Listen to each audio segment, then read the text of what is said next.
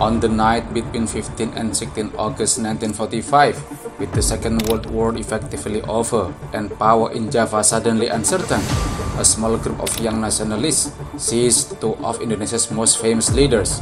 They transported Sukarno and Muhammad Hatta to a small town called Rengas Dengklok.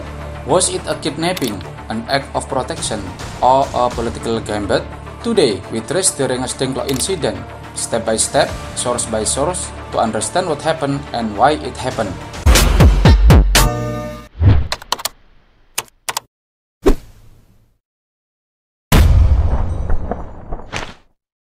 Quick context. To understand Rengas Dengklok, we must first see the moment. On 15 August 1945, Japan announced its surrender to the Allies. In the Dutch East Indies, now Indonesia, Japanese military authority was still physically present, but their political control had collapsed. Indonesian nationalists saw a brief window, a power vacuum, to declare independence before a light or Dutch return. Different groups disagreed on how and when to act. Established leaders who wanted a careful, representative move, and a younger, more radical generation who feared delay would invite outside control. Who were the main actors? The key figures were the elder nationalists Sukarno and Hatta, widely respected and cautious. Opposite them were the Pemuda or youth leaders, Sukarni, Wikana, Hairul Saleh, and others. The youth had been active in more radical resistance networks and feared that involving Japanese established bodies would taint the independent process. Thus sparked conflicting plans. In early August, the Japanese had formed the Preparatory Committee for Indonesian Independence, or PPKI. Some leaders considered working through that committee to manage a transition. Many Pemuda argued the PPKI, seen as a Japanese creation, might make independence look like a Japanese-sponsored arrangement, undermining Indonesian sovereignty. Rumors of Japan's surrender increased urgency. Some youth urged an immediate unilateral proclamation rather than waiting for committee procedures. The night of 16 August. What happened? At around 3 to 4 on 16 August 1945, a group of Pemuda arrived at Sukarno's residence in Jakarta. Their stated aim to isolate Sukarno and Hatta from Japanese or collaborative pressures and to force immediate action. Accounts vary on tactics and threat used, but contemporary memoirs and later histories agree the leaders were taken first to a Peta dormitory in Rengas Dengklok, then moved to the house of a local resident, Jo Ki Song. There, they were pressed to commit to a proclamation without waiting for formal PPKI endorsement. Motives: protection, pressure, or both.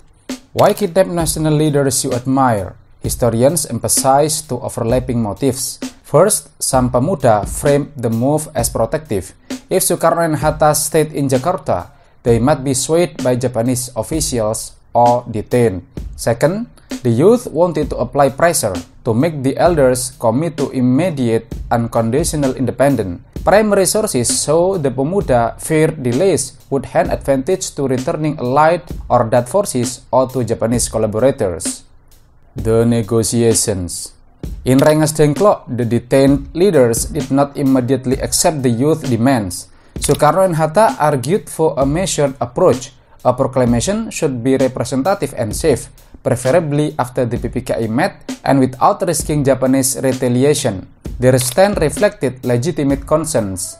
The Japanese military was still armed, and a poorly timed proclamation could provoke violence. During the night and into the morning, negotiating envoys, including Ahmad Subarjo and Japanese intermediaries, carried messages back and forth between Rengas Dengklok and Jakarta. Turning point and return. After hours of discussion and confirmation from certain Japanese officers that no immediate crackdown would occur, Sukarno and Hatta returned to Jakarta late on 16 August. They then collaborated with others to draft and finalize the proclamation text, which Sukarno read on 17 August 1945. The Rengas Dengklok episode thus directly contributed to the speed and timing of Indonesia's declaration. Broader significance.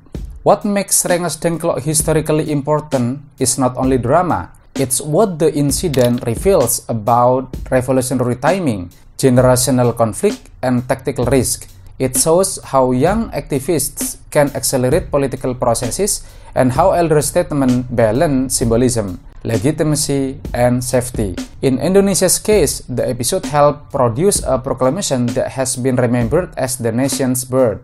The Rengas Dengklok incident is a reminder. Revolutions are not scripted, they are contested, risky, and often driven by generational tensions. For students of history, it offers a case study in how urgent political opportunity, fear of co-optation, and decisive action can converge in a few hours to change a country's trajectory. If you found this exploration useful, like, subscribe, and ring the bell for more evidence-based history. Tell us what surprised you most about Rengas Dengklok. Comment below.